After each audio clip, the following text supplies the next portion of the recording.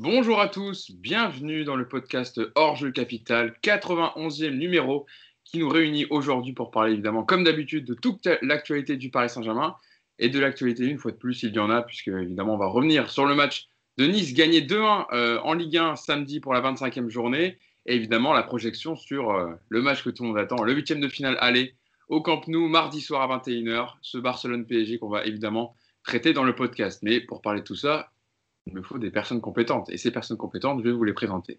Mousse, tout d'abord, qui est avec nous. Mousse, comment vas-tu? Comment s'est passé ce week-end? Comment tu te projettes sur mardi? Comment ça va, tout simplement? Salut Hugo, salut tout le monde. Déjà, je tenais à m'excuser pour la dernière fois. J'ai quitté le podcast comme un voleur. Et j'ai un petit garçon qui est malade et qui est asthmatique et qui est en train de faire une crise. Donc voilà, j'ai dû déconnecter. Tout va bien, il va beaucoup mieux. Il est dans sa chambre, il joue avec ses cartes Pokémon. Tout va bien. Il a emprunté les cartes du fils de Yacine, c'est ça? Il a enlevé du mur. Ah non, ça commence à me coûter cher, ces conneries. Ça coûte cher, hein? Ça coûte cher. Grave. Quand tu vois toute la collection, les brillantes, au bout d'un moment, hein, tu racles. C'est pas donné. C'est pas donné. Bon, en tout cas, on est content que ton petit Merci. Et toi aussi. Voilà. Merci beaucoup. Et je vous avais dit qu'il serait présent sur le prochain podcast, et voilà, il est là. Je suis là. Yacine Amned également qui est avec nous. Comment vas-tu, Yass? Salut à tous, ça va bien. Hein. Toi, ça va? T'as le sourire, là? Hein? Ouais, mais moi j'aime ça, le retour de la Ligue des Champions, c'est ce qui m'excite. Ça, voilà, t'es content. On sort un peu du train-train de la Ligue 1, un peu routinier, un peu chiant, pour aller sur les gros matchs. Ouais, voilà, des matchs en jeu, des matchs à tension. C'est pour ça qu'on vit, hein. La vérité, elle est là. Voilà, la vérité est là. Et évidemment, on va en parler dans le podcast. Et enfin, avec nous, pour terminer la bande, Nicolas Puravo, qui a fait parler de lui sur les réseaux après le podcast, après cette petite capsule partagée. Alors, Nico, comment vas-tu et comment va ta femme surtout? Est-ce qu'elle est dans cette pièce? Et non, elle est sur le parking dans la voiture. J'ai les clés, donc elle est coincée jusqu'à midi. Tu l'as coincée dans le coffre? Ah non, elle a l'autoradio, elle est bien. J'ai même mis le chauffage, donc elle est nickel. Mais je lui ai dit jusqu'à midi, tu bouges plus. C'est beau, c'est propre. Hein. Qu'est-ce que tu ne sais pas après à faire pour le podcast? J'espère que Marlène Schiappa n'écoute pas. Et qu'elle a de l'humour. Évidemment, donc on va revenir sur cette victoire du Paris Saint-Germain face à Nice samedi. C'était pour le compte de la 25e journée de Ligue 1 avec un but de Julian Draxler pour le 1-0. Ronny Lopez avait égalisé à la 50e. Mais Moïse Kean a donné la victoire aux Parisiens 2-1. Les conséquences au classement, après le déroulé de ce fil rouge de la Ligue 1 ce week-end, c'est que le PSG gagne une place par rapport au week-end dernier. Lyon, qui a perdu contre Montpellier vendredi soir, passe devant Lyon. Lille a 54 points. Le PSG est deuxième avec 54 points. Lyon est troisième avec 52 points. Voilà, Lille, eux, ont fait 0-0 contre Brest. Donc, l'écart se resserre avec le leader lillois. Mais en attendant, le PSG gagne une place. Même si ce n'était pas un match, évidemment, fou du Paris Saint-Germain, l'important, c'est de prendre les 3 points. C'est peut-être une phrase bateau, mais c'est important vu la situation du PSG en Ligue 1. Mousse, je me tourne vers toi pour ma première question, parce que les années précédentes, quand la Ligue des Champions arrivait, on pouvait faire tourner en Ligue 1, on pouvait se dire, bon, pas trop d'importance accordée au match de Ligue 1 parce que tu avais 10-15 points d'avance. Là, tu as des points à rattraper, tu n'es pas leader, tu étais troisième avant le début de cette 25e journée. Donc tous les matchs sont importants en fait. Ah oui, absolument. Et là, ils n'ont pas le choix. Ils ont ni 10 points d'avance, ni 6. Ils ont des points de retard. Donc, ils sont obligés de rester focus malgré tout sur la Ligue 1. Bon, on ne voit pas toujours des matchs comme à l'image du match de Nice. Ce n'est pas des matchs flamboyants, mais bon, ça gagne, c'est limite. Mais effectivement, tu peux pas. Quand tu fais des rotations en Ligue 1, c'est parce que tu n'as pas le choix. C'est parce que tu as des blessés, tu as des joueurs de Covid. Alors que les années précédentes, effectivement, quand tu avais les matchs avant Ligue des Champions ou bien post-Ligue des Champions, tu pouvais faire tourner un peu parce que tu avais quand même pas mal de points d'avance. Moi, je trouve ça plutôt bien de les maintenir un peu comme ça, sous pression. Ça les oblige à jouer, même s'ils ne le font pas tout le temps. Malheureusement, cette saison, elle est tronquée par plusieurs choses. Hein. Le Covid, il y a eu beaucoup de joueurs qui l'ont eu. Il y a eu aussi pas mal de blessures. Il y a eu le changement de coach. Il y a eu pas mal de choses cette saison qui peuvent expliquer la position du PSG, c'est-à-dire qu'ils sont deuxième avec un point de retard sur Lille. Mais il n'y a pas que ça. Hein. Il faut aussi avouer que Lille a fait un bon début de championnat. Ils sont dans une bonne dynamique. Lyon, c'était chaud au début. Et puis là, ça commence à revenir. Bon, là, je dis ça, ils viennent de perdre contre Montpellier. Mais malgré tout, ils sont quand même présents. Donc, je pense que la course au titre, elle va se jouer peut-être jusqu'au bout. L'avantage qu'on va avoir, c'est qu'il y a les matchs retour contre Lille et Lyon. Il va falloir prendre 6 points contre ces deux équipes si on veut atteindre la tête du classement et la garder jusqu'au bout. Donc non, moi je trouve ça plutôt bien.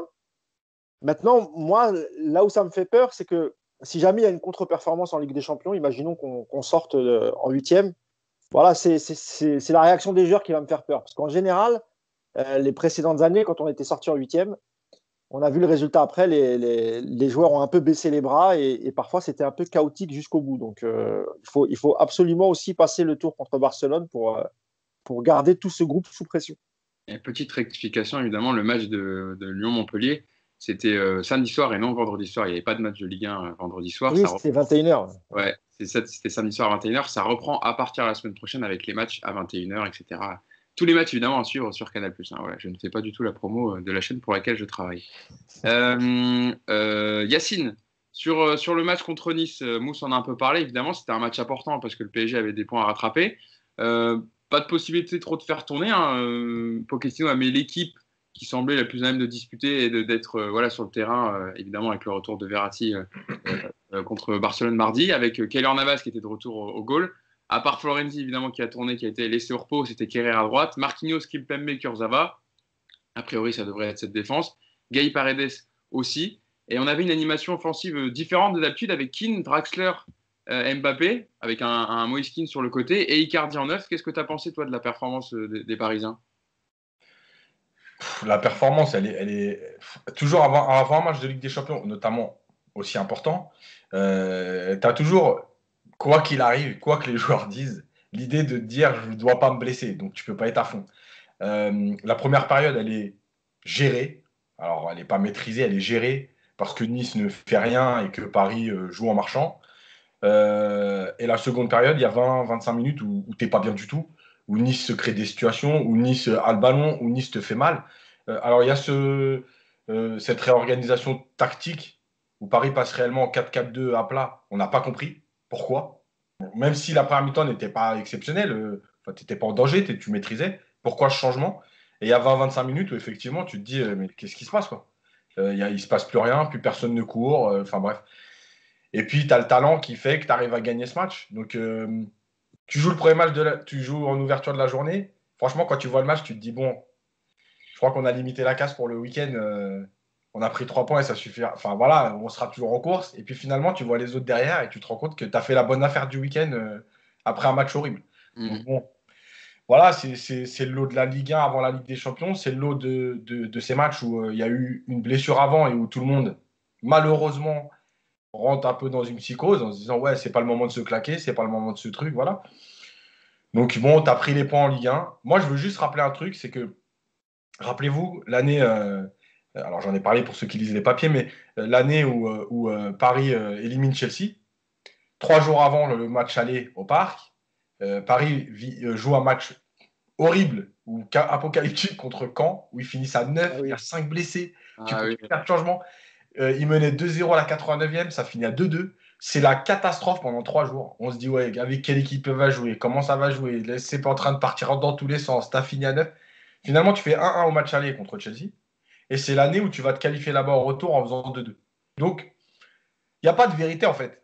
Il peut tout se passer. Et l'année d'avant, quand tu te fais éliminer par Chelsea, par contre, c'est là où tu domines le championnat, tu te balades et tu vas à Chelsea et tu perds 2-0 alors que tu as gagné le match aller 3-1. Tu vois, il n'y a pas de vérité. C'est la Ligue des Champions, c'est malgré tout une autre atmosphère, un autre contexte.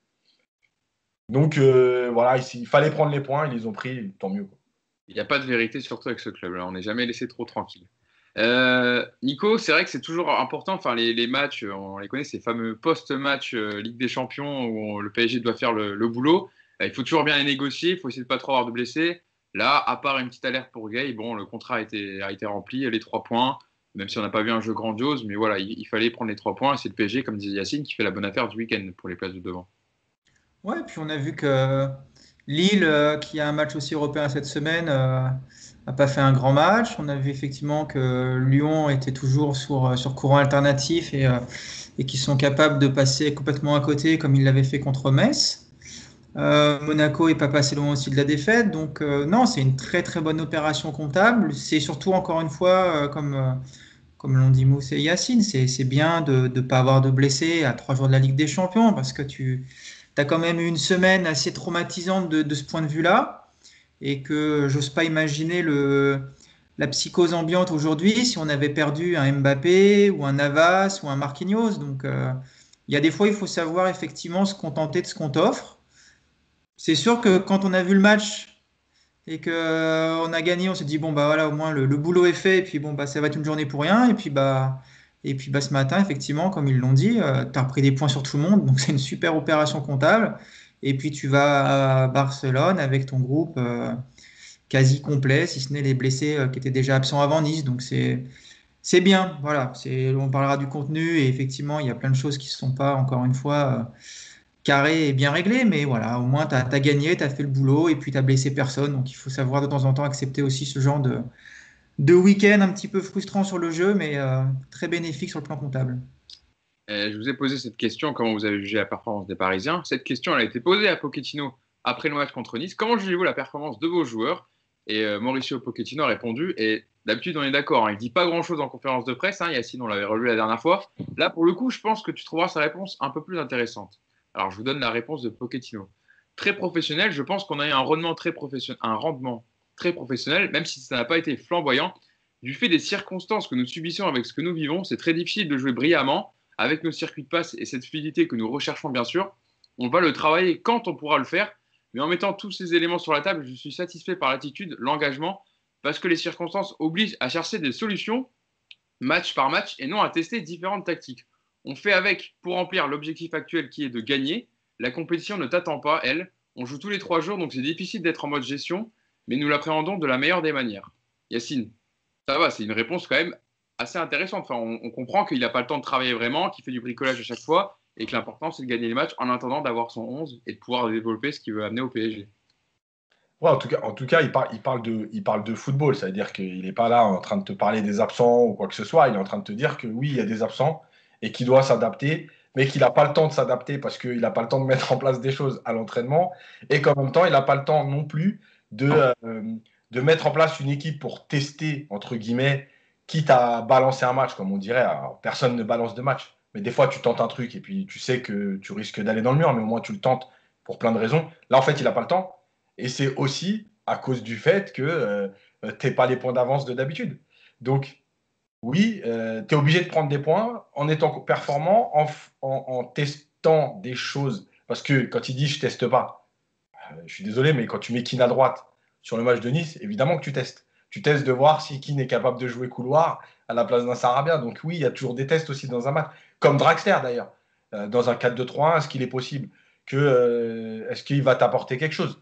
Donc en fait, c'est un peu tout. Voilà, c'est un mélange de tout, des tests, mais en même temps en restant performant. En tout cas, de toute façon, on l'a dit depuis le début de l'année, je pense que cette année, réellement, plus que les autres années, la fameuse phrase le plus important, c'est les 3 points. Je crois que cette année, enfin, on ne peut pas faire mieux. Parce que finalement, bon, regarde, nous, enfin, ceux qui regardent tous les championnats, on voit bien qu'il y a tellement d'équipes en galère, de tout, de jeu, de physique, d'intensité, d'effectifs, que finalement, cette année, c'est vraiment l'important, c'est les 3 points, quoi. Liverpool, je crois que c'est encore pire Ouais. que la situation du PSG, hein. C'est à dire quand même à quel point eux, c'est quand même, ils ont eu des blessés importants, ils ont du mal à relever la tête. Mousse, Yacine en parlait sur le match. C'est vrai que Mauricio Pochettino a tenté un coup avec Moise Kean aligné en ailier. Comment tu as trouvé son match? Il a marqué son 10e but de la saison quand même. C'est quand même, comme d'habitude, il répond toujours présent. Sur le premier but, c'est lui qui utilise son corps et qui donne cette bonne passe à Kerrer avant qu'il fasse ce beau centre pour Icardi qui tape sur le poteau repris par Draxler. Comment tu as trouvé son match? Moi, j'ai vu que c'était un peu. Il y en a qui l'ont trouvé sur cours alternatif. De temps en temps, des séquences intéressantes, et puis des fois, il parvenait pas trop à prendre à être lancé en profondeur parce qu'il n'est pas servi dans les pieds ou le jeu penchait trop à gauche. Comment tu as jugé son match, toi? Bah, c'est toujours pareil avec Moise Kean. Il y a deux choses qu'on doit juger. Il y a l'état d'esprit du joueur, comment il se comporte sur le terrain. Et moi, je trouve qu'on n'a pas grand-chose à lui reprocher. En tout cas, comme tous les joueurs en première mi-temps, lui, c'est pareil. C'est toujours, on le voit un peu disparaître en deuxième. Mais en dehors de ça, c'est quelqu'un qui va travailler pour l'équipe, que ce soit offensivement ou défensivement. Après, moi, sur le côté, je ne l'ai pas trouvé exceptionnel. Je n'ai pas vu faire beaucoup d'appels. De toute façon, le jeu, il me semble, a beaucoup plus penché à gauche comme d'habitude qu'à droite. Mais moi, je sais pas. Sur ce côté, alors je sais qu'il a joué aussi comme ça à Everton. Il a déjà occupé le couloir. Mais moi, je le vois vraiment comme un numéro 9. Je le préfère quand il est en pointe. Mais sinon, c'est un joueur qui ne déçoit pas par l'attitude. Donc pour moi, il mérite d'être là, beaucoup plus que Sarabia d'ailleurs. Et il semblerait que Pochettino ait fait son choix parce que j'ai l'impression quand même que la composition de samedi, c'est une répétition générale pour mardi, à part deux éléments qui, tu l'as rappelé, qui sont Florenzi, parce que Florenzi ne peut pas enchaîner les matchs. Physiquement, c'est très compliqué pour lui. Donc, je pense qu'il a été laissé au repos. Et Draxler à la place de Verratti. Et normalement, si tout se passe bien, Verratti devrait être titulaire mardi contre Barcelone. Mais sinon, sur son couloir droit, moi, je ne l'ai pas trouvé. Ouais, je sais pas, j'ai pas kiffé son match de ouf. Il a fait un bon match, après, il a disparu comme d'habitude. C'est un joueur aussi qui est parfois un peu brouillon dans sa conduite de balle ou même aux abords des 16 mètres. Mais sinon, il mérite sa place par son travail, sa volonté, son état d'esprit. Donc, pour moi, c'était plutôt un bon choix. Mais si tu me demandes, est-ce qu'il a brillé sur l'aile droite? Pas plus que ça. Et état d'esprit et aussi buteur quand même, parce que c'est lui qui marque le Oui, but. oui, oui, bien sûr. Ah non, mais évidemment, il marque le but, il y a aucun problème. Ce que je veux dire par là, c'est que à la place de Di Maria, par exemple, voilà, c'est pas. Oui, mais évidemment. Je sais pas si c'est vraiment le poste adéquat pour Keane. Moi, je le préfère vraiment en pointe, à la réception des centres. Encore faut-il qu'il y en ait, mais voilà, je trouve qu'il est mieux dans la surface. Et voilà. Nico, c'est vrai qu'on parle souvent de cette composition 4-2-3-1. Je me rappelle de ce précédent podcast où tu disais, dans des gros matchs de Ligue des Champions, ça peut pas tenir avec un Paredes Verratti au milieu de terrain si les 4 de devant ne font pas d'efforts défensifs. Là, si tu as un Keane qui est aligné à ce poste-là, il est droit contre Barcelone, là au moins tu as un joueur qui fait des efforts défensifs et qui fait ce pressing constant, etc. Voilà, c'est le genre de joueur que tu voudrais dans un 4-2-3-1, par exemple, en tant qu'ailier, même si c'est pas son vrai poste. Après, ça reste du bricolage, c'est ça qui est un petit peu dommage. Mais Ouais, mais est-ce que tu as le choix? Tu n'as pas vraiment le non, choix. voilà, c'est ça. Aujourd'hui, tu as Di Maria Parce que blessé. Sarabia est complètement éteint. Donc voilà, Ouais, c'est ça aussi. ouais, je te laisserai répondre, Nico, en même temps, mais c'est un sacré désaveu quand même pour Sarabia, de voir Keane aligné à droite quand même. Bah, c'est un désaveu, mais parce que Sarabia, et il l'a dit lui-même, il a accusé le coup physiquement avec le Covid et il a mis du temps à récupérer. Il n'a pas les jambes, techniquement, il est vraiment pas flamboyant en ce moment. Et c'est vrai que ce qui me dérange avec Keane à droite, c'est que c'est vraiment la moins bonne solution plutôt que la meilleure. Donc, quelque part, C'est ça. c'est un risque, encore une fois. Euh, il travaille. Alors, est-ce que ça va aussi dépendre un petit peu de la manière dont le PSG va jouer? Si tu es dans un vrai 4-2-3-1, je ne suis pas convaincu qu'il va nous faire beaucoup de bien. Par contre, si tu bascules davantage sur du 4-3-3 au cours de match, peut-être que ça équilibrera mieux, effectivement, avec un Keane qui, lui, va faire beaucoup d'efforts sur ce côté-là.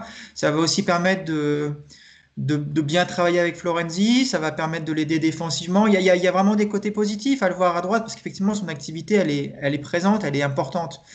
Après, c'est comme le dit Mousse, c'est un peu maladroit, balle au pied. Tu sens quand même qu'il n'a pas non plus tous ses repères dans ce couloir, même s'il a l'habitude d'y jouer de temps en temps. Voilà, c'est ce que je vous ai dit. C'est la moins mauvaise solution peut-être effectivement de m'asseoir à Barcelone, mais bon, bah, il va falloir faire avec, mais c'est quand même loin d'être idéal. Ouais, je suis d'accord avec vous, hein, mais Yacine, c'est vrai que Keane, c'est pas la meilleure des solutions, mais il n'a pas vraiment le choix, en fait, Pochettino. Si c'est soit lui, soit Sarabia qui n'a pas de jambes, autant avec un mec qui court et qui t'apporte, et là on le voit encore, c'est lui qui marque, c'est lui qui est à l'avant-dernière passe sur le but de Draxler. Il est quand même toujours présent dans les bons coups, Keane. Ouais, parce qu'il a une grosse activité, donc ça lui permet d'avoir les courses. Et en fait, je pense que effectivement, c'est un choix par défaut. Parce que s'il y a tout le monde, je pense qu'il jouera pas, il n'aurait pas joué à droite. Il faut aussi dire, Yacine, que c'est pas juste par défaut. Désolé, je te coupe. Il le mérite aussi quelque part. Hein. Il est méritant. Non, Hein. C'est pas... Parce que quand on dit que c'est la moins bonne solution, comme Nico, je suis d'accord, mais ça ne veut pas dire qu'on ne veut pas le voir. Moi, je suis content de le voir parce qu'il le mérite. C'est quelqu'un qui travaille. Maintenant, est-ce qu'il est vraiment performant sur le côté droit? Je parle. Hein. Je ne parle pas de ses buts, etc. Je parle vraiment de son positionnement. Je pense qu'il sera peut-être plus utile défensivement, mais offensivement sur son côté droit, je ne sais pas ce qu'il va pouvoir apporter. Donc voilà, c'était juste ça. Mais il mérite d'être aligné, il n'y a pas de souci. Non, mais en fait, quand je dis par défaut, c'est pas ça. C'est que avec les blessés, au bout d'un moment, en fait, tu fais des ajustements. Ça veut dire que je pense qu'aujourd'hui, on se pose presque la question de savoir si Draxler pourrait jouer en 10. S'il y a tout le monde, on se pose même pas de savoir la question de savoir s'il peut rentrer même en jeu. Personne n'en parle. Donc, c'est ce que je veux dire. Tu vois, les choix par rapport aux absences. Moi, le truc, c'est que je pense que dans l'idée de Pochettino, sur le positionnement de Keane, il ne faut pas oublier qu'à gauche, il y a Alba. Alba, il est très offensif. D'ailleurs, alors, il a toujours été, mais plus il avance avec l'âge et moins il défend, et plus ses matchs ils sont sauvés par son côté offensif. Et en fait, non seulement Keane, avec son activité, va permettre à Florenzi de ne pas être tout seul, parce qu'il va venir l'aider, mais je pense que l'idée de ressortir rapidement dans le dos d'Alba, si tu donnes le ballon à Sarabia, il n'a pas la puissance pour gagner des mètres. Sarabia, le problème aujourd'hui, c'est que, alors il y a son côté athlétique, fatigue, tout ça, mais Sarabia, en fait, on le voit bien, les bons matchs qu'il a fait au PSG, c'est quand il y avait de la fluidité dans le jeu, quand il peut se déplacer entre les lignes, parce que c'est pas un joueur qui est très puissant, par contre, c'est un joueur qui est intelligent. Donc, s'il n'y a pas de circuit préférentiel, s'il n'y a pas de schéma, et si tout est basé sur les différences individuelles, en fait, Sarabia ne te sert plus à rien. Parce que lui, il n'est pas capable de faire ça. On voit bien, même en Ligue 1, quand il fait un crochet, il a du mal à gagner 1,50 m sur son adversaire. Parce qu'il n'a pas cette puissance. Par contre, s'il y a des échanges et qu'il se déplace, oui, l'année dernière, les 6 premiers mois, il trouvait des super passes, il a fini des actions. Voilà, c'est un joueur plus intelligent. Et je pense que Keane, aujourd'hui, c'est ce que va rechercher Pochettino, c'est-à-dire aider à défendre Florenzi. Par contre, à la récup, écoute, barre dans le dos d'Alba, lui, il ne reviendra pas. Et vu la vitesse en ce moment de la charnière centrale de Barcelone, voilà, oui, il est brouillon, mais malgré tout, il est quand même. Enfin, c'est pas non plus, il n'a pas les pieds carrés, quoi. Voilà. Non, bien sûr, mais c'est ce que je te disais. Et d'ailleurs, en tout cas, sur le but, juste pour finir, la remise d'Icardi, elle est exceptionnelle. Parce qu'il va très très haut avec son pied et le ballon, il est vraiment dosé. Quand on regarde, il monte juste au-dessus du défenseur et il retombe sur la. Franchement, le geste est magnifique. Non, finalement, il faudrait mettre Icardi à droite alors. Je crois que là, c'est encore pire. Mais en plus, alors dites-moi si je me trompe, mais on les a rarement vus jouer ensemble tous les deux sur le terrain, Icardi. Ou l'un ou l'autre, normalement. Jamais les deux ensemble. Donc, c'était pas une première que les deux soient titularisés en même temps. Non, parce qu'il faut se rappeler que Tuchel, comme il n'était pas trop fan d'Icardi, à l'arrivée de Moïse Kean, comme Icardi n'était pas en forme, c'était Kean qui a beaucoup joué, qui avait enchaîné les matchs et aussi les buts. Donc voilà, mais Icardi, oui, ils ont rarement joué ensemble. La question que je vous ai posée également sur Kean a été posée à Pochettino en conf après-match. La question était, vous avez aligné Moïse Kean sur le côté droit aujourd'hui. Est-ce que c'est un essai convaincant pour vous? Et si oui, assez pour gagner sa place pour le match contre Barcelone mardi? Et l'entraîneur argentin a répondu, je pense qu'il a joué un bon match et puis il a marqué. Et je ne l'ai pas dit dans mon intro, mais il a marqué, et c'est ce que Pochettino a rappelé. Il a marqué mercredi également en Coupe de France contre Caen. C'est lui qui nous donne la victoire. Je suis très content de son rendement. C'est un joueur avec beaucoup de versatilité et pouvant jouer sur tout le front de l'attaque, que ce soit à gauche, à droite ou dans l'axe. On est tous très satisfaits de son rendement, de son implication pour l'équipe, mais aussi surtout de son énergie sur le terrain qui, elle aussi, est très bonne.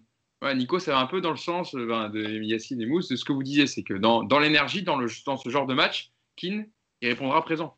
En tout cas, au moins dans l'énergie, dans l'état d'esprit. Et ça, des fois, c'est des joueurs, ce qu'on n'a pas vu au PSG chez certains joueurs. Oui, non, mais même aussi, attention, il a des qualités, ce joueur. Hein. C'est pour ça faudrait pas non plus qu'on résume ses qualités à oui, il court et il défend. Non, c'est quand même un joueur qui te fait du bien offensivement. Et c'est ce que disait effectivement Yacine sur la prise d'espace, sur l'accélération et même balle au pied. Il a déjà prouvé que quand il démarre, ça va vite. Ça va vite, c'est puissant, donc oui, bien sûr que ça peut faire du mal.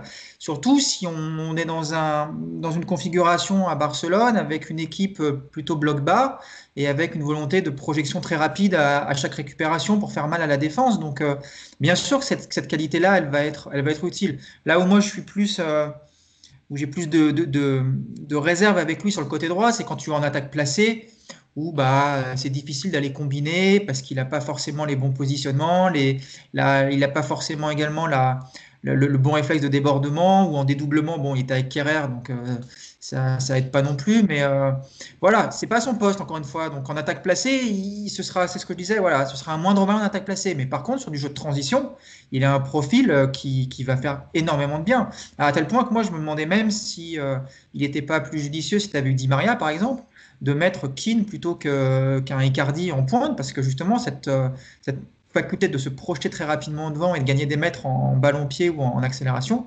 Icardi n'a pas ça dans son registre, alors que Keane, lui, le possède. Donc, il aura un rôle important aussi offensivement, c'est clair. Mais est-ce que maintenant, sur les attaques placées, on en aura beaucoup? A priori, non, je pense pas. Donc, de toute façon, il a une idée en tête, Pochettino, et là, c'était clairement un test, effectivement, contre Nice. Donc, on aura la réponse dès demain soir, on n'aura pas à attendre longtemps.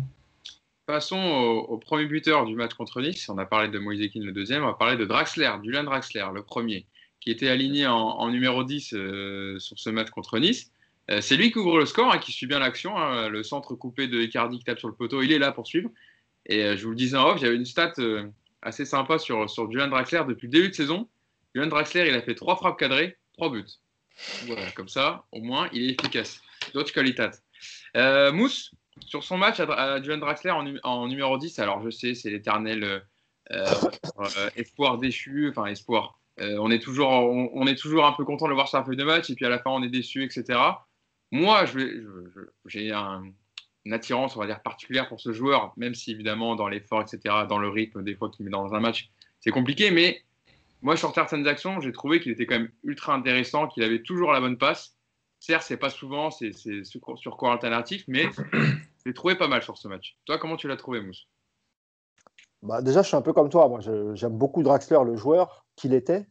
J'espère qu'il le redeviendra. C'est pas à dire, voilà, c'est un joueur que j'aime bien, mais qui me déçoit. C'est un très bon joueur. Draxler, techniquement, il a rien à envier à pas grand monde, j'ai envie de te dire. Mais le problème, c'est qu'il a écrit dans son papier, Yacine, le problème, c'est que tu ne peux pas sortir un joueur du frigo et attendre de lui qu'il te fasse 90 minutes extraordinaires. Ce n'est pas possible. Il a trop peu joué, il a trop peu enchaîné pour avoir du rythme et pour faire une prestation aboutie sur 90 minutes. Il est là le problème de Draxler, parce qu'il fait une première mi-temps correcte, il met son but, et puis c'est un joueur qui a une très bonne vision du jeu, il a une bonne qualité de passe quand il le veut. C'est vraiment un super joueur, Draxler. Maintenant, quand tu n'enchaînes pas les matchs, quand tu n'es pas en confiance, quand tu sais que tu ne fais pas partie des plans de l'entraîneur, c'est le genre de joueur, quand on fait appel à lui, je ne suis pas sûr qu'il donne 100% de ce qu'il a donné. En fait, c'est ça son problème. Il sait qu'il est en fin de contrat, il sait qu'il n'y a pas de prolongation au bout. Voilà, je dis pas qu'il a baissé les bras, mais tout à l'heure, on parlait de choix par défaut. Draxler, c'est typiquement un choix par défaut face à Nice parce qu'on ne veut pas prendre de risques avec Verratti. Donc, en deuxième mi-temps, comme d'habitude, il a légèrement disparu, voire totalement disparu. Et je pense que on va voir ce Draxler-là jusqu'à la fin de saison. Sans doute que Pochettino fera encore appel à lui. Je ne suis pas sûr qu'on retrouve le Draxler de 2017, c'est l'hiver 2017 où il arrive, je crois. Voilà, je ne suis pas convaincu qu'on revoie du grand Draxler. Mais c'est dommage parce que pour moi, c'est un super joueur, quoi. Moi, j'aime beaucoup ce profil de joueur. Malheureusement, bon, voilà, c'est comme ça. Moi, je suis déjà content de le voir par quelques fulgurances. Yacine, oui. Avant de te demander ton avis sur Julian Draxler, je te donne déjà la réponse de Pochettino en conf à son sujet. Sur son match, justement, en tant que il était en poste un peu numéro 10 à la place de Verratti habituellement dans ce 4-2-3-1. Mauricio Pochettino a répondu: je suis content de la prestation de Julian. Il a trouvé des occasions dans des positions dans lesquelles on l'attendait justement. Il devait faire le lien entre la défense et l'attaque, connecter le tout. Il devait trouver des positions. C'est un joueur qui a la capacité de lire ce dont l'équipe a besoin en possession du ballon. Il a marqué un but, oui, je suis content pour lui parce que, avouons-le, il n'a pas beaucoup joué depuis mon arrivée. Il n'a eu que peu de possibilités de jouer et déjà au dernier match, il avait fait de bonnes choses. Et puis marquer, ça reste toujours une bonne chose pour un joueur offensif. Yacine, bonne analyse de Mauricio Pochettino. Il a été bon en conf, là, je trouve. Ouais, mais alors pourquoi il l'a fait passer côté gauche oui, mais peut-être que non, parce qu'en fait, le problème, c'est que les postes de côté, ils demandent plus de jambes. Quand il était en 10, il pouvait jouer à son rythme, en fait. Il se baladait entre les lignes et il venait de proposer des solutions sans sprinter, sans faire de course à très haute intensité. Mais en fait, le positionnement d'un numéro 10, c'est aussi ça. Tu fais 3-4 mètres, hop, tu as le ballon, tu viens proposer une solution à l'intérieur du jeu. Donc finalement, ça correspondait aussi à ce qu'il est capable de proposer aujourd'hui en termes athlétiques. Et là, en deuxième mi-temps, tu nous le remets à gauche et il ne se passe plus rien pendant 25 minutes. Donc bon, voilà. Maintenant, sur sa première période, je l'ai trouvé moi aussi intéressant. Le truc, c'est que c'est toujours pareil. C'est la limite entre il perd des ballons, mais déjà, c'est un joueur qui tente des passes. Voilà, ces passes, elles ne sont pas toujours bonnes, mais en tout cas, elles sont tentées pour faire mal. Vers l'avant. Ce n'est pas les passes à 2 mètres pour donner à Paredes, et puis je n'ai pas perdu le ballon, j'ai 100% de passes réussies, et je me suis caché tout le match. Donc, il y a déjà cette chose-là. La deuxième, c'est que le but qu'il marque là, quand il suit le ballon, c'est un but qu'il a souvent mis au PSG. Un peu comme ça, derrière le deuxième rideau, il vient à tomber du ballon ou le gardien qui repousse et hop, il finit. Donc c'est très bien aussi. Maintenant, le problème, c'est que tu le vois bien, c'est même pas qu'il n'a pas 90 minutes, il a juste pas les jambes aujourd'hui pour commencer un match de très haut niveau. Voilà. Maintenant, oui, il peut très bien, suivant la configuration du match, apporter sur 20-25 minutes. Hein. Parce que déjà, il y a une équipe, enfin, les équipes, elles sont aujourd'hui pas capables de tenir 90 minutes. Donc, à un moment donné, tout le monde baisse un peu de rythme. Il rentre dans une configuration à Barcelone où Barcelone est un peu moins bien. Il peut apporter.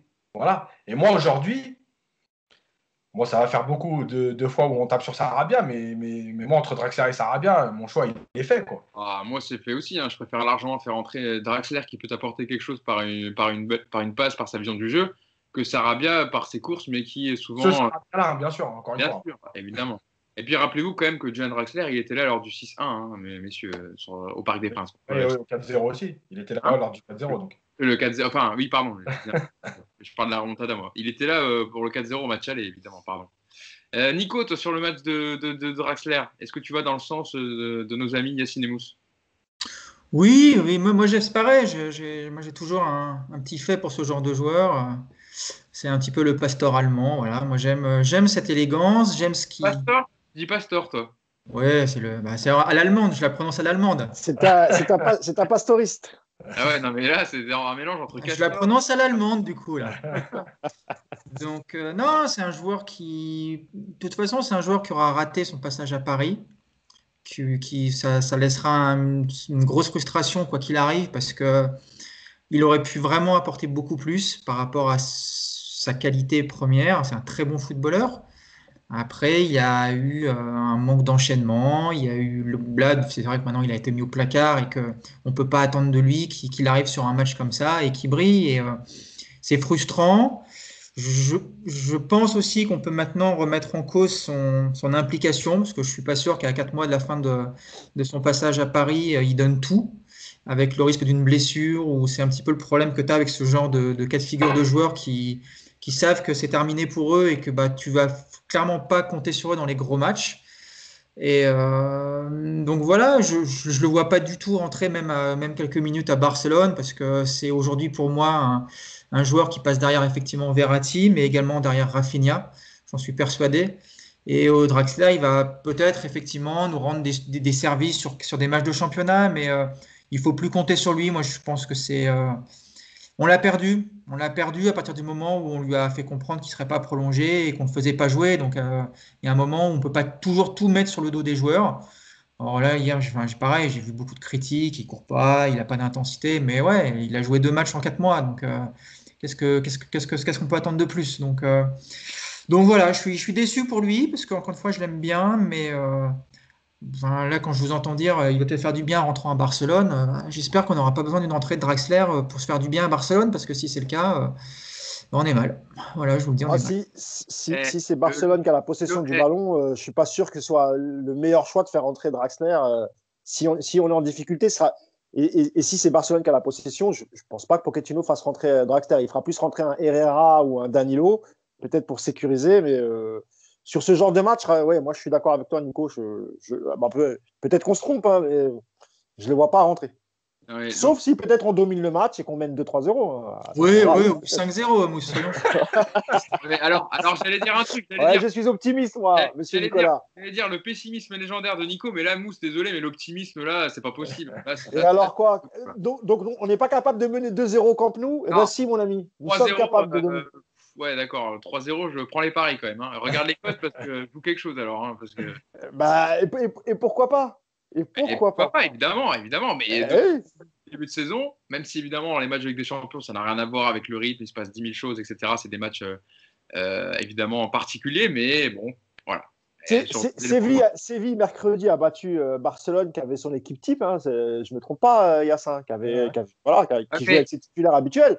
C'est le FC Séville. Hein. Ouais. Qu'est-ce que le PSG a envié au FC Séville?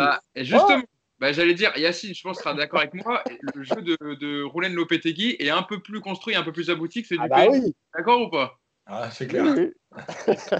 Les sorties de balles, etc.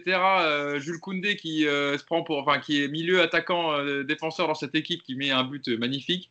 Enfin, bref, pour moi, Séville a plus de certitude dans son jeu que le PSG. Hein? Et justement, avant de passer au match de Barcelone, mais c'est une question qui a fait la transition, Yacine, on a posé une question aussi à Pochettino. J'ai pris pas mal de déclarations parce qu'il y en avait des intéressantes. On lui a posé la question, vous avez terminé la rencontre en 4-3-3. Alors, la question c'est, vous avez terminé la rencontre en 4-3-3. Toi, tu as vu un 4-4-2, mais est-ce qu'ils ont bien fini en 4-3-3 à la fin du match? Oui, parce qu'ils ont rechangé après. Et voilà, c'est pour ça, d'accord. Était-ce, la suite de la question, était-ce là aussi dans la lignée du match contre Barcelone, de repasser en 4-3-3 à la fin? Et Pochettino a répondu, la flexibilité que l'on veut insuffler à l'équipe, la possibilité de tester des solutions différentes lors des 90 minutes d'un même match, c'est tout ce qu'on travaille, c'est ce qu'on veut avoir. Après un peu plus d'une quarantaine de jours, ayant joué plus d'une dizaine de matchs, c'est difficile de trouver le temps nécessaire pour travailler et donner cette flexibilité à l'équipe. La priorité reste la récupération et à nouveau d'ici mardi, on n'aura que très peu de temps pour travailler tactiquement. J'aimerais qu'on puisse jouer avec différentes options, différentes animations offensives, c'est le grand objectif que nous fixons et avoir rempli à Tottenham. Avec le temps nécessaire, on va faire pareil ici à Paris, si on a le temps de le faire et quand on aura le temps de le faire également. Actuellement, c'est difficile, ce n'est pas le moment. Quand on veut faire intégrer des concepts, il faut le temps nécessaire pour que les joueurs puissent s'en imprégner. Bien résumé, non, Yacine? Ouais, après la flexibilité, de toute façon, apporte un nom. Ça s'appelle Verratti, quoi. Pas la peine de vous prendre la tête avec les systèmes de jeu. C'est Verratti, la flexibilité. Une fois, il est là-haut, une fois, il est en bas. Et tu passes d'un 4-3-3 à un 4-2-3-1, à un 4-4. Voilà, c'est tout. Il n'y a pas de. Et tu as la chance d'avoir ce joueur-là. Maintenant, juste, il y a toute cette. tout ce fantasme autour des systèmes de jeu. Mais en vérité, quand tu regardes bien, le 4-2-3-1, c'est quoi? C'est un 4-3-3 avec une pointe haute. Le 4-1-4-1, c'est un 4-3-3 avec une pointe basse au milieu. Voilà, c'est juste que, oui, tu as un peu, disons que par exemple, si tu as côté droit, tu as Mbappé ou Sarabia, oui, effectivement, c'est un peu moins offensif dans un cas, un peu plus offensif dans l'autre, si tu veux. Mais en vérité, tout ça, c'est rien du tout. C'est vraiment l'animation de tout ça qui est importante. Qu'est-ce que tu demandes à tes joueurs de côté? Est-ce que c'est de rentrer ou est-ce que c'est de rester écarté? Est-ce que c'est les latéraux qui vont plutôt centrer ou tes ailiers? Donc, en général, vu que Paris joue avec des faux pieds, voilà, bref. Donc, oui, l'adaptabilité, c'est tout ça. Et je pense qu'il l'a résumé déjà la semaine dernière quand il a parlé de Verratti. Il a dit, Verratti, il est bien là-haut, mais il est aussi capable de venir au milieu, faire un surnombre, etc. Donc, en fait, je pense que tout simplement, Verratti, c'est ton animation, comme on l'avait dit avec Tourelle. C'est-à-dire que tu es en 4-2-3-1 et Verratti, dans une phase défensive, tu es en 4-3-3. Voilà, je pense que c'est pas hyper important. Par contre, oui, je pense que dans sa réflexion du match de samedi, je pense qu'il y avait, quand il dit j'ai pas testé, tu as vu dans ta première réponse, bah, moi je pense qu'il a testé des choses en se disant comment on peut se réorganiser à un moment donné, parce que l'idée d'avoir un 4-4-2 à plat, c'est aussi de bien fermer les couloirs. De dire je mets des duos sur les côtés pour bien fermer les couloirs. Ce qu'a fait, par exemple, alors un peu différemment parce qu'ils avaient un joueur devant la défense, mais Séville. Tu vois, je l'ai montré dans la vidéo où je parle de Barça-Séville, où on voit Papou Gomez des fois carrément à l'intérieur du jeu pour venir défendre. Donc quand tu es à 4-4-2 comme ça, c'est plus facile de coulisser. Donc c'était peut-être aussi un test. Alors le test, tu es convaincant parce que les 20 minutes en 4-4-2, ils ont été horribles. Mais voilà. Ouais. Bon, passons justement, on a fait un peu le fil conducteur à la transition. Passons à ce match de mardi, évidemment, contre le FC Barcelone. 21h au Camp Nou, 8e de finale aller contre les hommes de Ronald Koeman.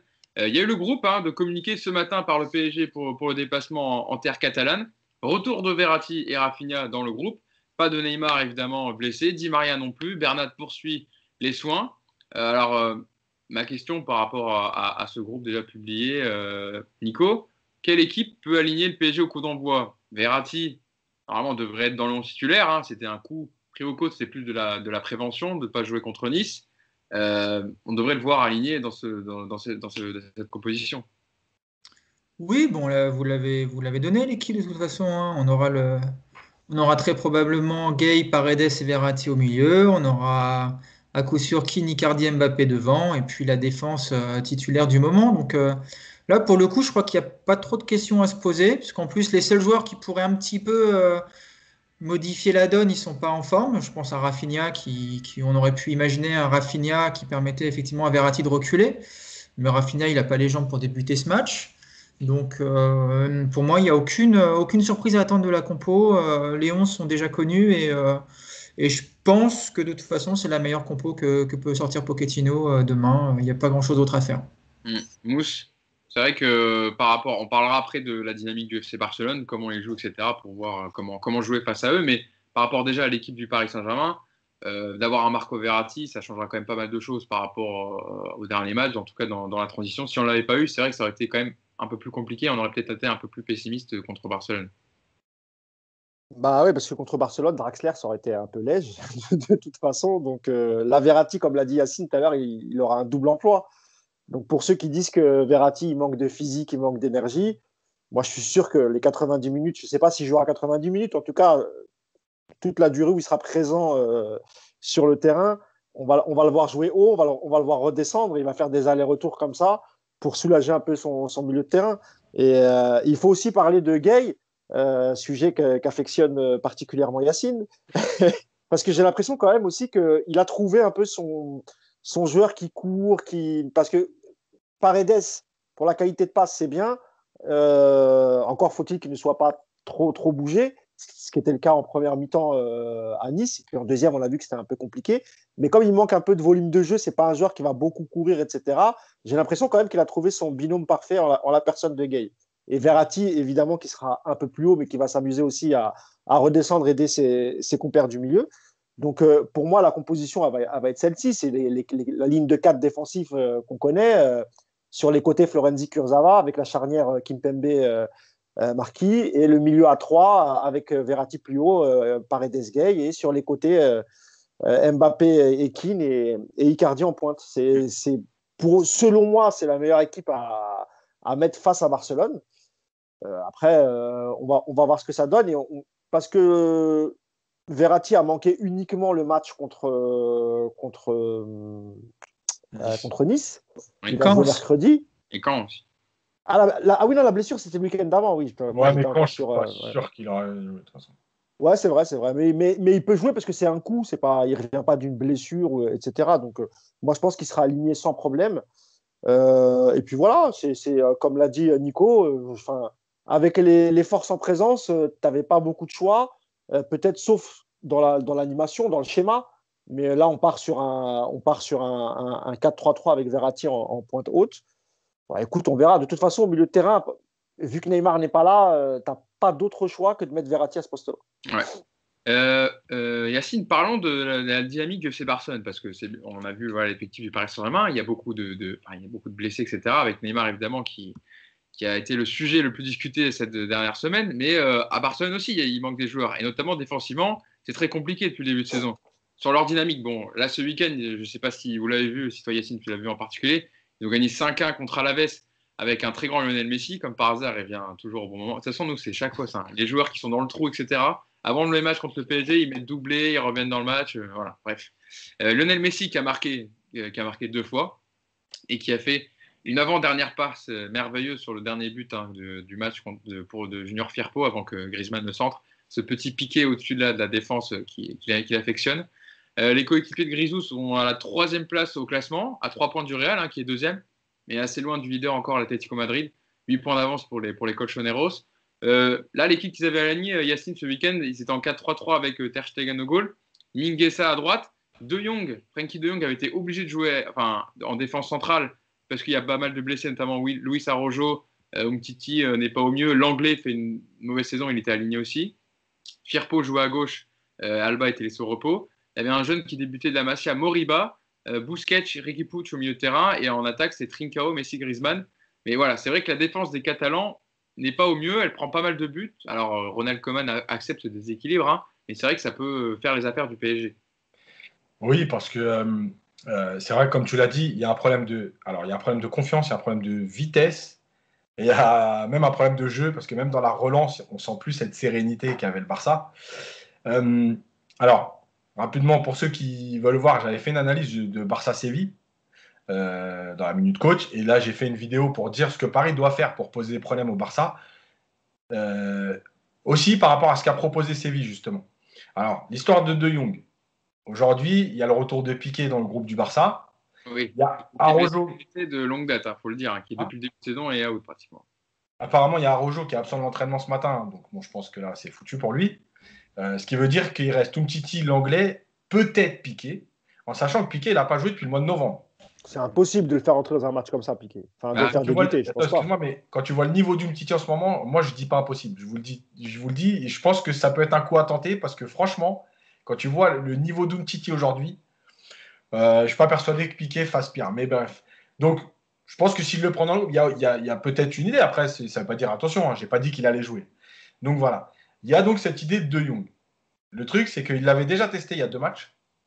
Il l'a refait là en première mi-temps, puis il a fait entrer Umtiti et fait remonter De Jong plus haut. Et comme par hasard, la première mi-temps du Barça, elle n'est pas terrible. La deuxième, elle est quand même un peu meilleure. Même si ça a été un peu, entre guillemets, alors il y a plus d'efficacité, mais ça a été un peu PSG Nice. Hein. Le Barça, c'est pas trimballé. C'est pas parce qu'il y a eu 5-1, il faut croire que le Barça est en démonstration. Pas du tout, ils n'ont pas non plus maîtrisé le match. Alaves, qui est 16e du classement, revient à 2-1 à un moment donné parce qu'ils sont meilleurs que le Barça. Donc il y a beaucoup de lacunes aussi dans cette équipe. Bref, donc il y a De Jong, ce positionnement qui va quand même changer la physionomie du Barça, parce que De Jong derrière ou De Jong au milieu, c'est pas la même chose. On va partir sur De Jong au milieu. Donc il y aura le milieu type aujourd'hui, Pedri, De Jong, Busquets. Ce milieu est très bon avec le ballon. Ils sont capables de trouver des passes, ils sont capables de casser des lignes, balle au pied. Par contre, dans le contre-pressing qui a fait la force du Barça, ils ne sont pas du tout opérationnels, parce que déjà Busquets n'a plus l'activité d'avant. Que Pedri, c'est un vrai joueur de ballon, c'est un super joueur, mais il est moins dans cette activité-là. Et comme les 3 de devant ne le font pas réellement, c'est un peu la clé à la récupération du ballon, de leur faire très mal tout de suite parce qu'ils ne sont pas en position. Et Séville l'a très bien fait, parce que sur le premier but de Séville, par exemple, je parle de Séville parce que c'est le plus gros match des 3 derniers matchs. Quand Koundé va marquer, justement, en fait, il pousse son action parce que personne ne le suit jamais. Ouais. Aucun milieu ne... Personne ne l'attaque, tout le monde le laisse en fait s'infiltrer dans la défense, et personne ne met le pied en fait. Voilà, donc ça veut dire qu'il y a des possibilités avec ça. Et on parlait de la qualité de passe de Paredes. Alors, je pense que Paredes, il aime bien être dans un confort pour pouvoir donner ses ballons. Et ben, je pense que contre le Barça, il aura des moments où il sera dans un confort. C'est-à-dire qu'il y a 5 ans, je t'aurais dit non, il va souffrir parce que le pressing, le contre-pressing, la densité. Aujourd'hui, on peut être sûr et certain qu'à un moment donné dans le match, Paredes, il aura cette latitude, parce que le Barça ne peut plus faire de pressing comme ils le font avant. Par contre, ils sont aussi capables de faire très mal sur attaque rapide, ce qu'ils faisaient moins avant, et notamment en trouvant vite Dembélé, qui va percuter le latéral. Et après, quand ça pousse avec De Jong, avec Griezmann qui vient à l'intérieur, avec Messi qui est complètement libre, ça peut aussi faire mal. Voilà. Ouais, c'est vrai que Nico, il y a cette défense du Barça, elle est quand même un peu expérimentale, parce qu'il y a beaucoup de blessés. Il y a Mingueza à droite, il y a des joueurs qui sont rentrés un peu dans le groupe et dans le 11 titulaire. Avec un Kylian Mbappé qui peut évidemment se projeter très très rapidement. Il y a de quoi surtout qui se font prendre, et Yacine, tu me confirmes, ils sont souvent prendre dans leur dos par la vitesse des attaquants adverses. Et pas que Rakitic les a pris de vitesse quand même. Ouais, Rakitic aussi les a pris de vitesse, donc c'est pour vous dire. En tout cas, il y aura quelque chose à jouer dans le dos de la défense barcelonaise. Donc si Paredes arrive à trouver une bonne passe, etc. au bon moment, ça peut faire mal. De toute façon, sur le papier, ce que dit J'ai regardé, moi, la vidéo d'Yacine, elle est super intéressante. Je vous la conseille, hein, si vous ne l'avez pas vue, allez voir une minute tactique de coach Yacine sur le Séville-Barcelone. Elle est très intéressante, voilà, sur la chaîne YouTube. Ouais. Donc, sur le papier, en tout cas, le schéma de jeu du PSG, c'est vrai qu'il a l'air assez simple. C'est-à-dire qu'il va falloir être solide derrière, évidemment, parce que le Barça a quand même une force de frappe qui est aujourd'hui supérieure à celle du PSG, avec les forfaits de Neymar et de Di Maria. Mais le PSG a une défense qui a déjà prouvé qu'elle était capable d'être solide dans les gros matchs comme ça. Et puis derrière, bah, tu as de très bons passeurs avec même Marquinhos sur de la relance longue, Paredes, Verratti. Et puis tu as des mecs de devant, notamment Mbappé et King, qui vont vite. Donc c'est vrai que sur le papier, le schéma de jeu, il a l'air assez évident. On va devoir bien contenir le Barça et puis on va leur faire mal dès qu'on va récupérer un ballon. Maintenant, moi, ce qui m'inquiète, c'est que, oui, parce que oui, vous en doutez, je vais être un petit peu pessimiste, ce ne serait pas drôle. Ça m'étonne. Voilà, il y a deux choses qui m'inquiètent. La première, c'est forcément les deux absences de Neymar et de Di Maria. Je crois il faut quand même mesurer que le PSG arrive très affaibli par rapport à son équipe type. Je n'oublie pas Bernat en plus, hein, même si on ne l'a pas vu de la saison, mais voilà, c'est quand même un PSG très affaibli offensivement malgré tout, même s'il reste des armes. Et puis, moi, ce qui m'inquiète, c'est que il y a deux choses qui m'inquiètent. Il y a d'ailleurs que le PSG concède beaucoup d'occasions depuis quelques matchs. Alors, je vais mettre ça quand même sur le compte du manque d'intensité lié au contexte, au championnat, et que j'espère que le PSG qu'on verra demain n'aura rien à voir du début à la fin en termes d'engagement, d'intensité, et que donc tous ces espaces qu'on a pu laisser contre Nîmes notamment, on ne les verra pas contre le Barça. Et puis après, ce qui m'inquiète un petit peu, moi, c'est que toutes les équipes qui ont fait mal au Barça ces derniers temps, c'est des équipes qui, collectivement, c'est fou de dire ça, mais qui avaient plus de certitude que le PSG, quoi. Aujourd'hui, le PSG, collectivement, c'est difficile de voir un petit peu ce que veut faire le PSG avec le ballon, que ce soit même dans le positionnement du bloc, dans les manières de coulisser. Il y a quand même beaucoup de flou sur ce que propose le PSG depuis le mois allez, on va dire depuis le mois de janvier, pour être sympa. Et est-ce que cette équipe va pouvoir, contre le Barça, sortir un match complètement différent? C'est une vraie inconnue aujourd'hui. Alors, il y a eu déjà un exemple qui me donne un petit peu d'espoir, c'était à Manchester. Quand on est parti jouer là-bas, on avait pareil, très peu de certitude. À l'arrivée, on a fait, mis à part le quart d'heure, 20 minutes de la deuxième mi-temps où tout le monde prenait l'eau, il y a eu quand même un match vraiment de bon niveau, mais il y avait Neymar. Donc, est-ce que le PSG sans Neymar est capable de reproduire ça contre le Barça? Je ne sais pas. Maintenant, ce qui est sûr, effectivement, pour finir là-dessus, Yacine l'a très bien dit, c'est que ce n'est plus le Barça d'il y a quelques années.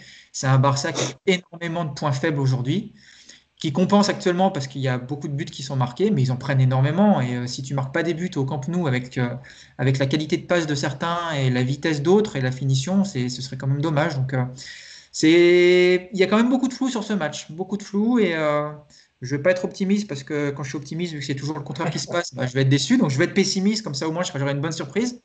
Mais il y a plein de zones d'ombre. En tout cas, ça va être un match super intéressant parce que il y a tellement de choses qui peuvent se passer sur ce match-là que hâte de voir ça, bien sûr.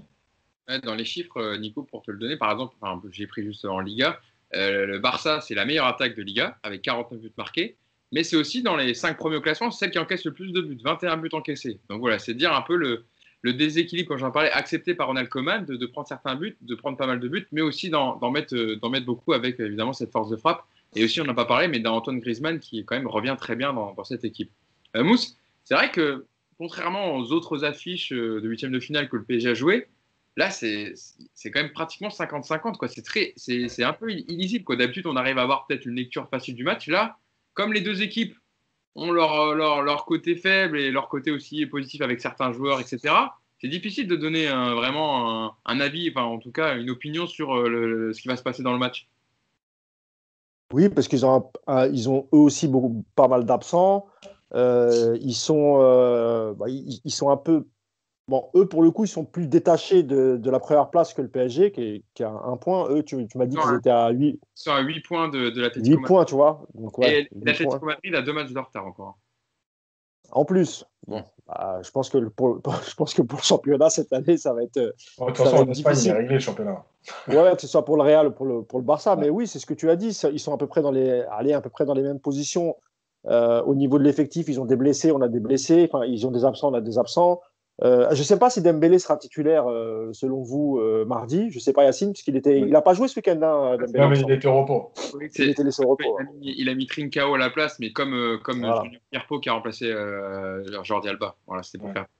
Après, comme vous l'avez dit, Paris a quand même des armes pour pouvoir mettre cette équipe en difficulté, et notamment Mbappé et Keane, mais il va falloir jouer très vite et il va falloir multiplier les appels pour jouer dans le dos de leurs latéraux. C'est aussi ça.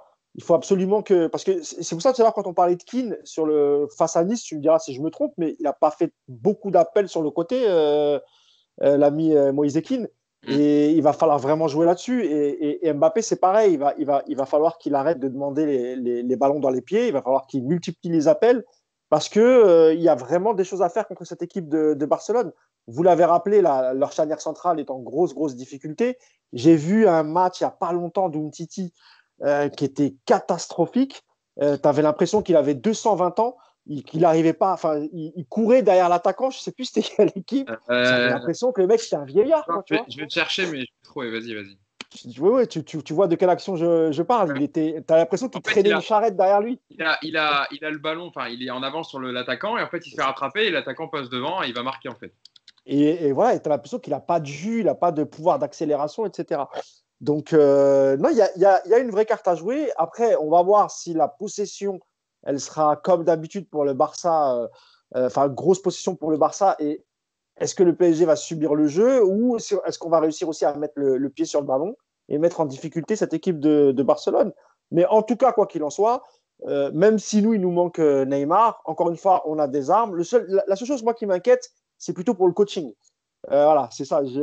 Sur le banc, il ne va pas y avoir grand monde pour essayer de. En tout cas, je parle offensivement, bien sûr, parce que défensivement, il y aura Danilo sur le banc, tu auras Herrera au milieu de terrain qui peut remplacer Gay à un moment.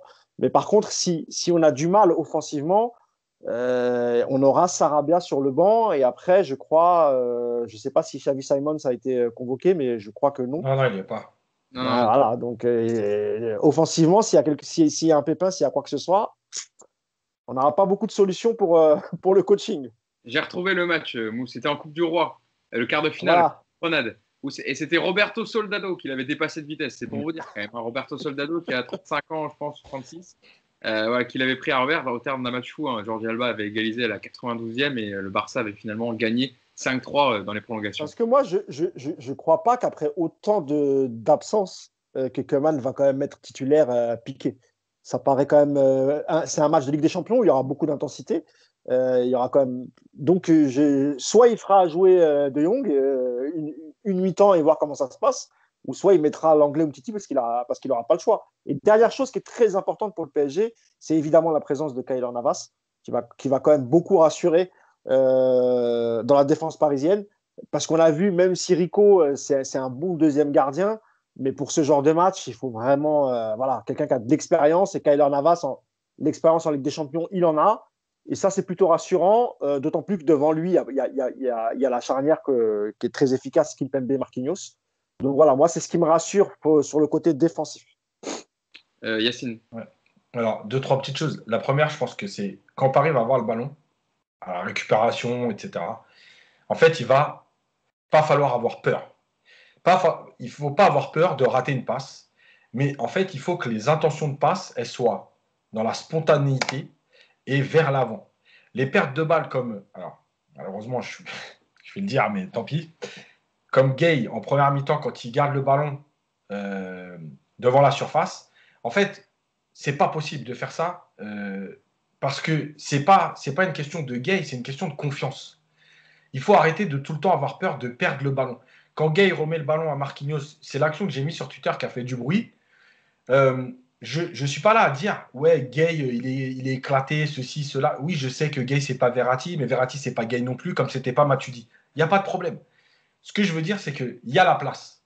Sauf que on a des joueurs aujourd'hui, je ne sais pas si c'est la confiance, si c'est la peur, si c'est bref. Mais quand ils donnent le ballon à Marquinhos, c'est vraiment pour dire bon, je ne vais pas prendre de risques, je vais remettre le ballon en arrière. Mais non, c'est pas possible. Et encore plus mardi, il va falloir jouer au maximum vers l'avant. La deuxième chose, c'est Mbappé. Moi, vous connaissez que mon avis sur Mbappé, c'est-à-dire que quand il décide de prendre la profondeur, d'aller faire mal, il n'y a pas de problème. quand il décide d'avoir le ballon dans les pieds et de jouer arrêté, ça ne va pas. D'ailleurs, contre Nice, même contre Nice, on l'a vu, arrêté, ça ne va pas. Donc, il va falloir qu'il fasse des appels pour faire mal. Et il y a les joueurs derrière pour lui donner le ballon. La dernière chose, c'est par rapport à tout le monde. Je pense qu'il y a deux petites choses. Ne pas prendre ce match comme une revanche. Que les supporters aient envie d'éliminer le Barça pour tout ça, il n'y a pas de problème. Il ne faut pas que les joueurs rentrent là-dedans. Parce que, je vais prendre l'exemple de Italie-France 2006. Quand les Français battent les Italiens au Stade de France 3 mois après la finale de la Coupe du Monde, est-ce qu'ils sont champions du monde? Non. Voilà. Donc tout le monde a vu, on s'est vengé. Non, tu t'es vengé de rien du tout. C'est un autre match, c'est une autre saison, c'est autre chose. Ben là, c'est pareil. 2017, c'était il y a 4 ans. Bon, ça restera. Sur le terrain, il y aura peu de joueurs de 2017. Il y aura qui? Kimpembe. Oui, mais le fait de le répéter tout le temps. Marquinhos, Verratti, tu vois. Donc, oui, je comprends, bien sûr. Et Kimpembe, bon, bref. Donc voilà. Et surtout, c'est que l'important, et ça, c'est pour les joueurs, il n'y a pas à vouloir être le héros. Voilà. Que ce soit même Navas qui marque le but de la victoire, on s'en fout en fait. Tu vois, ce match-là, il n'y a pas à être un héros, il y a à faire le travail ensemble et tu gagneras ensemble. C'est pas pour dire, parce que je vois encore une fois sur Twitter, ouais, et maintenant c'est à Mbappé de jouer, c'est à Mbappé de montrer. Non, c'est à Mbappé de rien du tout. C'est à l'équipe de montrer que c'est une équipe. Si Mbappé il marque 3 buts, tant mieux pour lui. Mais si c'est Keane et Florenzi, on n'en a rien à foutre. Voilà. Pour moi, c'était clair. C'était le message de Yacine. Et je suis assez d'accord d'ailleurs. J'aime bien la forme. Très punchy, très punchy. Nico, vas-y. Vas-y, je te donne la parole. Je vous donne la parole après toi et Mousse. Et puis après, on rendra évidemment le podcast. Je pense qu'on aura tout dit sur ce match. Non, après, il y a aussi il y a une donnée qui va être importante aussi. Ça va être de voir un petit peu comment le Barça va se comporter. Parce que les matchs à élimination directe, le Barça, ces dernières années, c'est difficile. Et je vous rappelle que le dernier match de ce genre, ils en ont pris 8. Donc, voir aussi déjà comment cette équipe va gérer cet événement. Parce que je pense que là, pour le coup, autant la remontada d'il y a 4 ans, elle a été complètement digérée à Paris, malgré tout ce qu'on entend. Autant le 8-2, c'était il n'y a pas si longtemps que ça. Et je pense que c'est quand même assez traumatisant. Et puis après, pour être aussi dans un élément très positif, c'est qu'il y a le VAR. Voilà, messieurs, je vous rappelle, il y aura un bus avec des arbitres dans le VAR. Ouais, bah déjà, c'est pas gage de... C'est pas gage, mais bon, au moins déjà, c'est a priori gage de ne pas se refaire la même arnaque d'il y a 4 ans. Donc déjà, on va jouer à 11 contre 11 et moi, je trouve ça déjà pas mal. Si Nico, ça a été Keane dans le bus de la VAR, ça sera pareil, le résultat. Hein. Tu sais, Nico, il parle de la VAR alors qu'il a mis une action qui n'a pas été sifflée par la VAR ce week-end. Ouais, mais c'était... Non, mais voilà, ce que je veux dire, c'est qu'on peut quand même... moi, j'aime bien qu'on parle de la remontada avec mes amis marseillais sur les réseaux sociaux, et c'est assez souvent que ça revient sur le tapis. Mais voilà, ce match-là, vous êtes comme moi, je pense, voilà, c'est un match qui a vécu, voilà, il faut tourner la page, comme le dit très bien Yacine. Et puis, c'est un match, en plus, qui a été dans un contexte tellement particulier au niveau de l'arbitrage que pour moi, il y a quand même beaucoup de bémols à faire par rapport à cette soirée-là. Voilà. Moi, on avait vu un mauvais PSG, mais on avait vu un PSG qui n'aurait jamais dû se faire voler de la sorte. Donc, faut relativiser. Il faut relativiser tout ça. Donc, comme le dit Yacine, j'espère qu'en tout cas que les joueurs n'ont pas en tête cette idée de revanche, parce qu'il n'y a aucune revanche à prendre. Il y a juste un nouveau match à faire, un nouveau tour à passer. Et comme le dit Yacine, il faut qu'ils jouent. Voilà. Il faut qu'ils jouent leur football, qu'ils se libèrent, qu'ils montrent qu'ils sont capables de jouer en équipe. Surtout, c'est ça le plus important. Et après, arrivera ce qui arrivera, mais l'équilibre des forces est assez bien réparti. Et aujourd'hui, bien malin pour celui qui est capable de nous dire que le Barça est supérieur et va passer, ou le PSG est au-dessus. Ça m'a l'air très ouvert en tout cas. Donc voilà, il n'y a plus qu'à. Comboiré, il a dit à ses joueurs, jouez, n'ayez pas peur. Ils ont gagné leur premier match depuis 7 mois. Donc, tu vois, comme quoi. C'est peut-être Comboiré qu'il nous faudrait en ce moment au PSG. Mousse, je te laisse le mot de la fin pour le podcast. Non, juste un mot sur les supporters, parce que moi, je ne suis pas trop sur les réseaux. Je jette parfois un œil sur Twitter, mais je voyais qu'il y a eu beaucoup de pessimisme. Il y a un pessimisme ambiant sur les réseaux, et notamment suite à la prestation du PSG face à Nice. Il faut juste rappeler qu'il y a une seule équipe qui va gagner la Ligue des Champions, comme tous les ans. Ce n'est pas le problème de perdre ou de se faire éliminer. Ce n'est pas ça le problème. Encore une fois, tu peux jouer un match, le gagner, le perdre, mais c'est l'attitude des joueurs qui va être importante, en fait. C'est ça le truc. C'est que tu peux perdre contre Barcelone, il n'y a pas de honte, en fait. Si tu as joué, s'il n'y a pas de... comme l'a dit Nico, s'il n'y a pas un high-taking qui va te voler ou ou qui te fait faire des erreurs d'arbitrage, etc., si tu as mis du contenu, si tu as tout donné pendant le match, que tu perds, c'est pas grave. Pareil si tu es éliminé. Si tu fais un aller-retour contre Barcelone, que ce soit là-bas et ensuite au parc, et que tu as bien joué, tu as tout donné, tu as couru, tu as fait les efforts pour l'équipe, et que malheureusement, en face, c'est plus fort, ou bien il y a eu des circonstances qui ont fait que, c'est pas très grave. Il y a la saison continue, il faut aller chercher le championnat, la coupe, etc. Mais ce que j'apprécie pas, en fait, c'est sur certains, la nouvelle génération de supporters, j'ai envie de te dire, c'est qu'ils partent défaitistes parce que t'as pas Neymar, ou bien, comme l'a dit Yacine, il faut compter sur Mbappé. Non, tu supportes le PSG, c'est à l'équipe de faire de faire le match et de tout faire pour essayer de remporter la victoire à Barcelone, de se mettre en bonne condition pour le match retour. Mais si tu perds, mais que tu as fait un bon match, il ne faut pas leur en vouloir. Par contre, si ils ont encore cette attitude nonchalante qu'on voit ces derniers temps, où ils vont jouer une mi-temps et la deuxième mi-temps, ils vont abandonner, là, ok, tu peux les insulter, faire ce que tu veux, je peux comprendre. Mais par contre, voilà quoi, les gars, le match, il n'est pas joué, tranquille, on a aussi des armes à faire valoir. Enfin, je veux dire, il n'y a pas de raison d'être pessimiste, en gros. Ce n'est pas le Barcelone de 2015, tout va bien. Maintenant, il va falloir mettre simplement, il va falloir donner un peu plus que ce qu'on a vu depuis le début de saison. C'est tout. Et moi, je suis persuadé que le PSG, face à Barcelone, va trouver la motivation et on verra d'autres visages et d'autres comportements que ce qu'on a pu voir, par exemple, samedi, parce que je suis d'accord avec Yacine, il y a peut-être eu la peur de la blessure, etc. Et je suis persuadé qu'ils vont faire en tout cas, dans le contenu, je suis persuadé qu'ils vont montrer un meilleur visage que ces derniers temps. J'en suis persuadé parce que c'est Barcelone, c'est la Ligue des Champions et qu'ils n'ont pas intérêt à se faire éliminer en huitième de finale. D'ailleurs, on n'a pas Neymar, mais tous les clubs qui jouent avec des champions en ce moment n'ont pas Neymar. Comme quoi. Oui, mais Messi, Barcelone a Messi, tu vois ce que je veux dire? Voilà, c'est.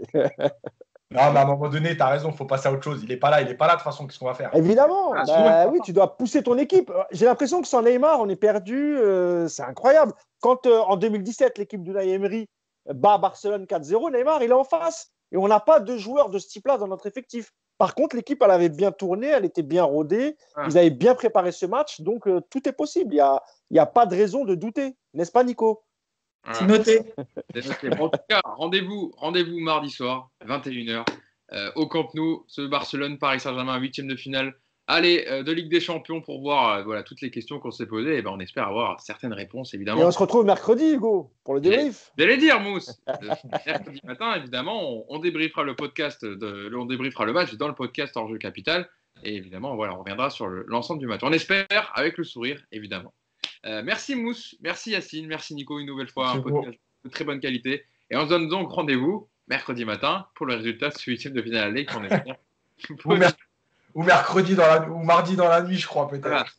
Peut-être qu'on prendra l'antenne vers minuit et demi, 1h, hein, on ne sait pas, on verra bien. Ça dépend si Yacine pète un plomb, si casse son ordinateur. On verra. Mais moi, personnellement, même une défaite 2-1 avec un but à l'extérieur, je signe. Hein. Ouais, bah oui.